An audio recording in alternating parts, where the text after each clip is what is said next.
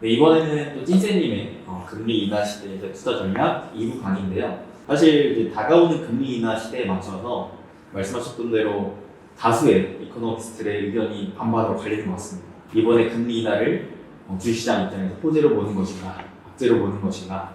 그래서 이 시점에서 우리가 이러한 판단을 하는 게 참 중요하다고 생각하는데요. 찐쌤님의 강의를 통해서 그러면 다가오는 금리 인하 시대를 우리 또 어떤 식으로 좀 접근해야 되고 어떤 투자 전략을 가져가야 될지 좀 더 자세히 들어보도록 하겠습니다. 그럼 2부 또 찐쌤님 코스로 마련하겠습니다.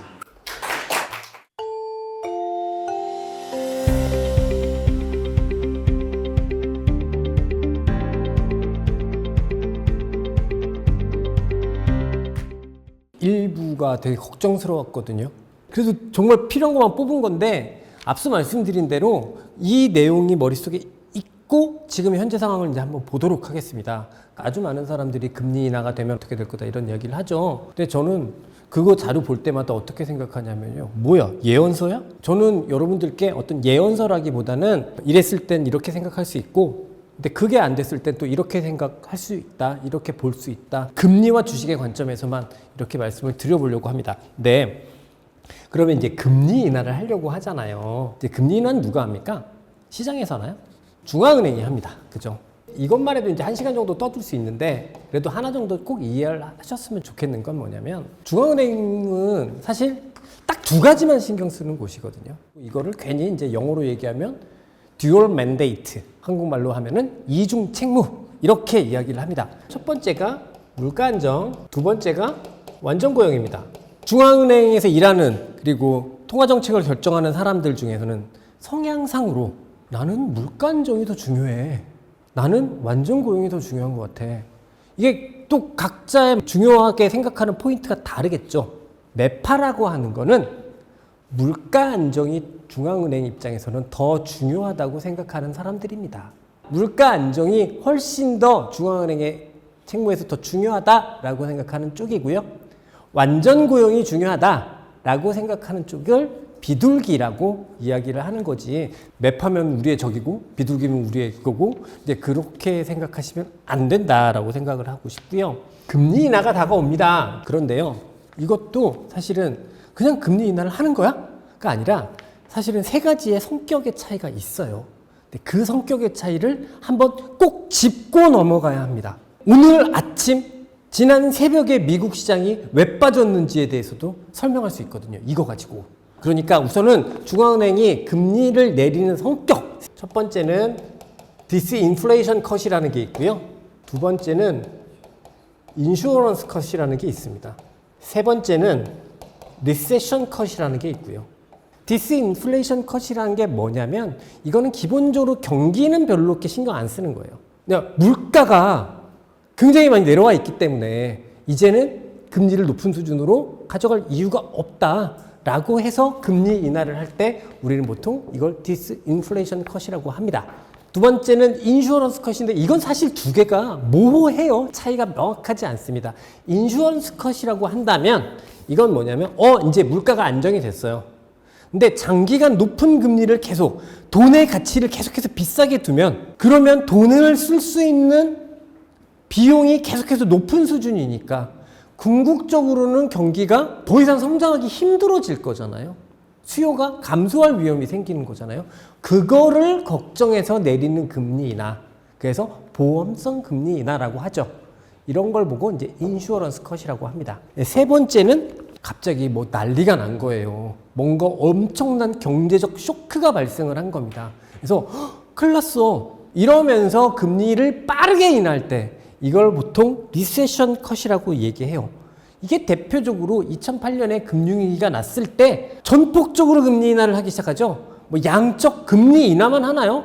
양적 완화 같은 걸 하잖아요. 그러면서 시장에 막 유동성을 막 뿌려요. 왜? 경제 충격이 왔으니까 내가 너희들이 돈 쓸 수 있는 여력을 확 늘려줄게. 마음대로 좀 돈을 써서 경기를 좀 살려주세요. 이렇게 하면서 하는 금리 인하를 리세션 컷이라고 하는 거죠. 그러면 이게 이 세 가지가 있다라는 관점에서 생각을 해보면 지금 현재는 이제부터 말씀을 드려보도록 하겠습니다. 우린 지금 금리 인하 시대의 투자 전략에 대해서 말씀을 드리니까 그러면 현재 경기 상황 그리고 앞서 K가 중요하냐? G가 중요하냐? 이 관점에서 보는 거니까 현재 상황을 한번 딱 냉정하게 이코노미스트는 아니지만 한번 보죠. 누구나 다 할 수 있습니다. 왜냐면 뭐 이미 지나온 과정이니까 이거를 단순화시키기만 하면 되거든요. 첫 번째, 경기는 어떨까요? 미국 이야기입니다. 우리나라 한국은행은 기본적으로 통화정책의 자율성이 높은 국가도 아니고 그냥 미국 따라가야 되기 때문에 어쩔 수 없는 겁니다. 그럼 미국의 경기는 어떨까? 좋았다가 조금씩 둔화되고 있는 중이죠. 근데 이게 조금 되게 놀랍지 않으세요? 금리는 올랐어요. 그리고 최장기간 가장 높은 금리가 유지가 됐어요. 근데 금리 스프레드는 하락했거든요. 지금도 단기 금리가 장기 금리보다 비싸요. 그럼 경기가 좋지 않아야 돼요. 그게 정석이죠. 근데 미국은 우리가 이렇게 딱 적었잖아요. 그냥 좋았어요. 경기가 나쁘지 않았어요. 오히려 좋았다고 얘기할 수 있죠. 이상한 거죠. 이게 사실은 앞으로 투자 전략을 세우고 금리 인하를 세우고 이 포인트를 잡을 때 가장 중요한 포인트라고 생각을 해요. 그러면 왜 이런 일이 벌어졌을까요? 높은 금리가 유지됐음에도 불구하고 경기 자체가 좋았던 게 뭐냐면 대부분의 일반적인 산업 경기는 안 좋았어요. 금리가 높아서. 근데 이 일부가 돈이 너무 많아. 얘네들은 투자를 계속했어요. 투자를 어떻게 계속할 수 있었나? 시장에서 돈을 빌려온 게 아니라 자기 돈 갖고 계속 투자를 했어요. 그래서 경기가 실제로는 엄청난 차별화가 있었던 그런 게 미국 시장의 실질적인 이번의 경기거든요. 즉 AI랑 일반 제조업이랑 엄청난 차별화가 있었다. 이게 이번 경기의 특징이에요. 근데 이제 미국은 연준은 금리 인하를 하려고 합니다. 그럼 왜 하나요? 첫 번째 조건, 물가가 안정적이기 때문에. 근데 물가가 안정화됐는데 계속 내가 높은 금리를 유지하면 얘가 어떻게 될까요? 완전히 작살나겠죠. 그래서 금리 인하를 하려는 거인 것 같아요. 지금 금리 인하는 어떤 성격일까요? 디스인플레이션 컷일 수도 있겠고 인슈어런스 컷일 수도 있겠습니다. 두 개가 유사한 건데 그런 거라고 생각을 할 수 있는 거죠. 높은 금리가 오래 유지되면 이 일반 제조업의 경기가 더 증폭돼서 더 망가질 수 있기 때문에 그래서 금리를 인하해요. 이 AI는 높은 금리에도 계속 좋았다고 말씀드렸잖아요. 근데 최근에 AI 버블, 이 AI 버블에 대한 금융 시스템 위기 뭐 이런 이야기들 하죠. 근데 저는 사실 냉정하게 말이 되나? 라고 생각해요. 왜냐하면 AI가 버블이고 그래서 실제로 이 버블이 금융 시스템의 위기로 오려면 어떤 조건이 필요했었냐면 이 AI 투자를 했던 사람들이 시장에서 돈을 빌렸어야죠. 이걸 시장에서 레버리지를 썼었으면 그러면 AI 버블, 금융 시스템 위기 맞죠?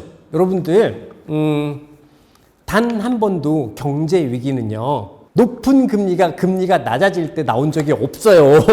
나올 수가 없어요. 금리가 높았기 때문에 시장은 레버리지를 쓸 수가 없거든. 금융 시스템의 위기는 언제 오냐면요. 금리가 너무 낮아. 그래서 막 시장에서 막 돈을 빌려. 그래갖고 이것도 질러 저것도 질러 지고도 하다가 어라? 해서 난 이거는 못 갚겠는데 이거 날리겠는데 이게 연쇄작용되면서 금융 시스템 위기 이렇게 위기가 나오는 거거든요. AI가 돈을 못 벌어서 주가가 빠질 수는 있어요. 근데 이게 버블일 수는 없어요. 왜? 지들 돈 지가 썼는데. 저는 그래서 AI 버블 그다음에 뭐 금융 시스템 위기 이거는 조금 빼놓고 생각하셔도 될 거다. 나는 한 번도 본 적이 없어요. 높았던 금리에서 금리가 낮아지는데 금융위기가 온다고? 이야, 사람들이 미친 거야. 그 비싼 금리로 돈을 계속 빌렸다고? 돈 많이 안 빌리시잖아요. 우리나라에서 금융위기 비슷하게 왔을 때가 카드 사태 뭐 이런 거잖아요. 근데 그때가 결국은 은행의 돈으로 레버리지를 썼던 거니까 지금 그런 상황은 아니거든요. 그렇기 때문에 요건 좀 논외로 말씀을 드렸던 거고 결국 시스템 위기도 그렇게 커 보이지 않는다. 지금 내리려고 하는 금리 인하는 아무래도 인슈어런스 컷의 성격이 강할 것이다 라고 볼 수 있는 거죠. 그러면 금리 인하가 시장에 좋을까? 나쁠까? 다 K-G분의 D예요. 지금 타이밍은 금리가 변곡하는 부분이에요. 그러면 K가 중요합니까? G가 중요합니까? 지금은 K가 중요하죠. 앞으로 한두 달은 K가 중요하죠. 왜? 할인율. 그래서 금리가 내려가면 내려갈수록 주가도 올 수 있고, 그 다음에 또 높은 금리 때문에 고통받았던, 아까 얘기했던 그 선제성, 높은 금리에도 고통받았던 일반 제조업들이 좋아질 수 있는 국면이겠죠. 그래서 지금은 앞으로 한두 달은 K가 중요한 거죠. 그래서 금리를 내리면 좋아요? 나빠요? 좋다라고 보는 게 맞겠죠. 그러면 어디가 좋아요? 라고 생각하면 AI 주도주가 있고 일반 제조업이 있습니다. 어디가 더 좋겠습니까? 지금 금리 인하를 한다는 그 사실 하나만으로 일반 제조업이 더 좋겠죠. 그러니까 지금 현재 상황에서의 금리 인하는 인슈어런스 컷으로 볼 수 있고, 그러면 주도주가 있고 비주도주가 있으면 현재 상황에서 비주도주가 더 상대적으로 매력적이다 라고 볼 수 있는 거죠. 언제까지? 한두 달 동안.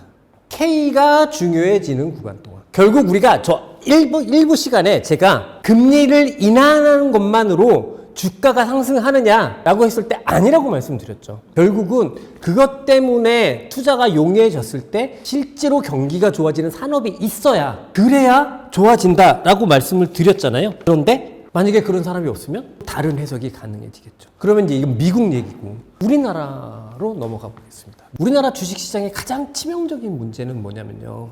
우리나라 주식시장이 너무 커요. 인구가 5천만 밖에 안 되잖아.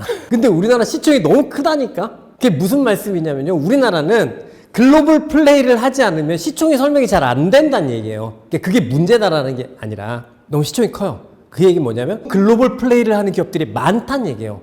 이건 반대로 얘기하면 내수가 너무 작다는 얘기죠. 그러니 우리나라 코스피가 좋아지려면 결국 수출밖에 없어요. 그러면 당연히 글로벌 관점에서 볼 수 있겠죠. 우리나라의 수출은 양대 축이 있죠. 미국, 중국. 지금 현 시점으로는 더 이상 중국의 수출이 늘기는 어려워요. 그러니까 하나가 날아갔어요. 그러니 시장이 좋을 수가 있나?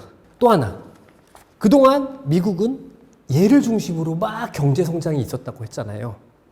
그죠? 그러니까 우리나라는 미국보다 약할 수밖에 없었던 거죠. 왜? 여기에 이렇게 밑에 이렇게 붙어 먹는 회사가 우리나라에 몇 개 없어. 그러니까 미국의 이 AI 랠리에 해당하는 기업이 몇 개가 없는 거예요. 그러니까 우리나라는 상대적으로 약할 수밖에 없었겠죠. 그런데 이게 좋아지면 수출의 개선을 기대할 수 있을 겁니다. 그렇기 때문에 우리나라 입장에서 미국이 금리 인하를 하는 건 좋다, 나쁘다, 좋다. 미국의 금리 인하는 우리나라한테는 전혀 떨어진 이야기가 아니라 굉장히 밀접한 이야기가 될 수 있고, 하다못해 이렇게도 생각할 수 있습니다. 반도체 지난해 7월부터 올해까지 하이닉스하고 삼성전자하고 누가 이겼습니까? 하이닉스가 일방적으로 이겼죠. 하이닉스는 왜? 여기에 이게 있었으니까. 결국 금리 인하 하나 하는 것만으로 증시가 상승할 수 있느냐. 실제로 수요가 늘어나는 산업, 좋아지는 산업, 그런 산업이 생겨야 결국은 주식이 올라간다고 말씀드렸잖아요. 금리가 변곡이 되는 시점을 지나고 나면 궁극적으로 뭐가 중요해질까요? K보다는 G가 중요해질 겁니다. 이게 없잖아요. 그러면 이거는 더 이상 주가에 작용하지 않습니다. 대표적인 예가 있어요. 일본이에요. 일본의 잃어버린 30년을 생각해 보세요. 금리를 마이너스까지 내려도 오르지 못해요. 왜? 이게 없기 때문이에요. 결국 이게 만들어져야 될 겁니다. 그러면 이게 발생하는지, 이 G가 주가에 더 많은 영향으로 미치는 국면에 오는지 안 오는지는 확인할 수 있는 가장 쉽고 간편한 방법은 이거 보면 됩니다. ISM 제조업 지수라는 거 들어보시죠. 이거 사실 굉장히 간단하게 만드는 지수거든요. 미국에 막 그 제조업체들의 구매 담당자들이 있어요. 걔네들한테 딱 하나만 물어봅니다. 주문이 늘어날 것 같아요? 안 늘어날 것 같아요? 이것만 물어봅니다. 그리고 주문이 늘어날 것 같다라고 생각하는 사람의 비율, 바뀌지 않을 것 같다는 사람의 비율, 이거를 합해서 스코어링을 한 겁니다. 앞서 우리가 미국 경기 나쁘지 않았다. 근데 되게 차별화되어 있는 경기였다라고 말씀드렸잖아요. 이거의 단적인 예가 미국 경기가 나쁘지 않았다고 우리는 모두 다 얘기했는데 지난 2년 동안 미국의 ISM 제조업 전수는 기준선이라고 얘기하는 50을 제대로 넘긴 적이 없어요. 야, 이렇게 ISM 제조업 지수하고 S&P 500의 차별화가 심해진 적이 있었나? 라고 생각할 수 있을 정도로 굉장히 이례적인 기간이었거든요. 이유는 앞서 말씀드린 대로 차별화잖아요. 그러면 금리가 차별화가 나타났던 이유는 높은 금리로 일반 제조업 기업들이 안 좋았기 때문인 거지 않습니까? 그러면 금리를 인하하면 일반 제조업들이 좋아질 거잖아요. 그럴 기회가 생긴 거잖아요. 그래서 실제로 좋아지면 이 지수가 좋아지겠죠. 특히 이 중에서도 신규 주문이잖아요. 신규 주문 자체가 미래성이잖아요. 우리가 볼 수 있는 경제 지표 중에서 가장 선제성이 있다. 미국이 금리 인하를 하면 보통 주가가 먼저 망가졌다가 오르는 경우가 많다. 이런 자료들 많이 보시죠? 저는 동의하지 않습니다. 그런 경우도 있죠. 근데 제가 이 말씀을 왜 꺼냈을까?